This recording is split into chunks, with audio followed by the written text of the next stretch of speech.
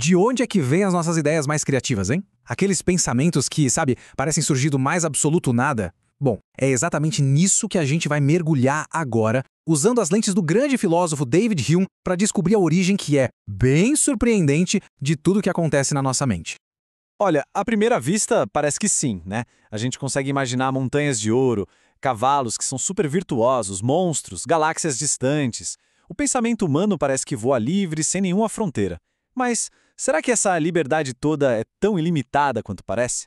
Então, o Hume nos apresenta uma resposta que pode soar um pouco chocante no início. Ele argumenta que essa liberdade criativa que a gente acha que tem é, na verdade, uma espécie de ilusão. E a chave para entender isso está em como a nossa mente realmente funciona.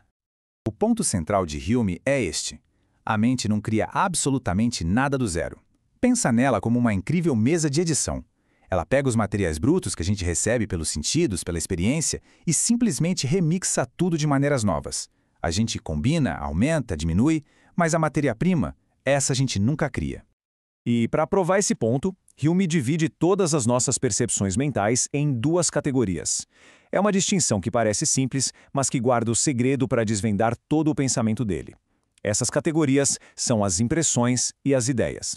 De um lado, então, a gente tem as impressões. São as nossas sensações diretas, vívidas. O calor do sol na pele, o som de uma música, a dor de um machucado. Do outro lado, a gente tem as ideias, que são tipo cópias ou ecos dessas impressões. É a lembrança da dor ou a imaginação do calor do sol. É bem diferente, né? E essa citação do Hume ilustra a diferença de um jeito brilhante. Pensa só, por mais que alguém tente imaginar com toda a força o gosto de uma fruta, essa ideia nunca, jamais vai ter a mesma força e clareza da impressão real de morder e saborear a fruta. A cópia é sempre mais fraca que o original. Não tem jeito. Tá, e na prática, como é que esse processo funciona? Para criar a ideia de uma montanha de ouro, a mente não está inventando nada. Ela simplesmente pega duas impressões que já existiam, a de uma montanha e a do metal ouro, e usa sua capacidade de combinar para fundir as duas numa ideia nova, complexa, simples, mas muito poderoso. E o Hume nos dá duas provas bem fortes para sustentar essa teoria. Primeiro, ele diz, olha, analisa qualquer ideia, por mais abstrata que seja, tipo a ideia de Deus. Ela se divide em ideias mais simples, que vieram de impressões internas, como bondade e sabedoria, que a gente depois amplia ao infinito. Segundo, o argumento do defeito de órgão. Uma pessoa que nunca enxergou não pode ter a ideia de cores. Por quê? Porque ela nunca teve a impressão original. A porta de entrada para aquela ideia está fechada.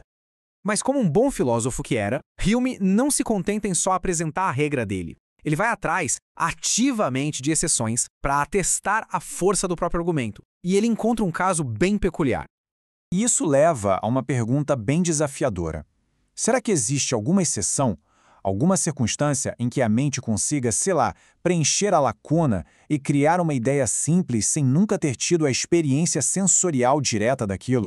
Para investigar isso, ele propõe um experimento mental. Imagina só, alguém que conhece todos os tons de azul que existem, menos um único tom específico. Se a gente colocasse todos os tons numa escala, do mais escuro para o mais claro, essa pessoa ia notar um buraco ali. A pergunta é, ela conseguiria imaginar aquele tom que falta? E aqui vem a honestidade intelectual do Hume, que é fantástica. Ele admite que sim, provavelmente a pessoa conseguiria. A mente poderia preencher aquele pequeno vazio. Mas ele conclui que esse caso é tão específico, tão raro, que não justifica abandonar a regra geral de que todas as nossas ideias simples vêm de impressões. É a famosa exceção que confirma a regra. Ok, então as ideias são cópias das impressões. Entendido. Mas como elas se organizam na nossa mente? Elas não ficam flutuando aleatoriamente por aí. Hume percebeu que existe um princípio de conexão que une tudo. Afinal, o que impede nossos pensamentos de serem um completo caos? Por mais complexos que nossos pensamentos pareçam, Hume argumenta que eles são governados por apenas 3 princípios universais de associação. É tipo o software básico que organiza todos os arquivos da nossa mente. E aqui estão eles. Primeiro, a semelhança. Ver o retrato de uma pessoa faz a gente pensar na pessoa real.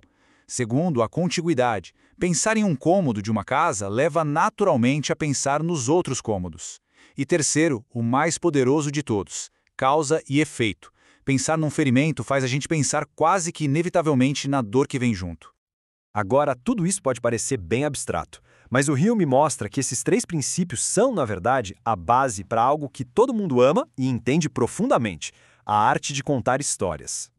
O ponto aqui é que qualquer narrativa que nos prende, que faz sentido, que emociona, está usando de forma consciente ou não esses princípios para guiar nossos pensamentos de uma ideia para outra de um jeito fluido e natural. Olha só esses exemplos. O poeta Ovídio usou a semelhança para unir todas as suas histórias pelo tema da transformação. Um historiador usa a contiguidade quando narra eventos que ocorreram numa mesma região ou período. Mas a maioria das histórias, aquelas que deixam a gente roendo as unhas pelo próximo capítulo, se baseia na causa e efeito, criando aquela cadeia irresistível de ações e consequências.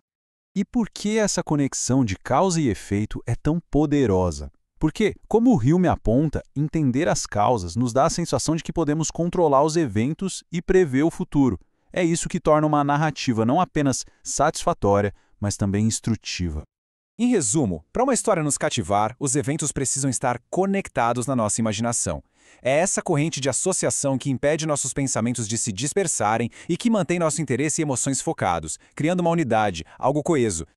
E para fechar, Hume nos deixa uma ferramenta extremamente poderosa. Da próxima vez que uma grande ideia, um conceito complicado aparecer, o desafio é simples. Se pergunte, de qual experiência real, de qual impressão isso se origina? Se não for possível encontrar uma impressão na base de tudo, talvez essa ideia não seja tão significativa quanto parece. E isso nos leva a pensar, quantas das nossas crenças mais firmes passariam por esse teste, hein?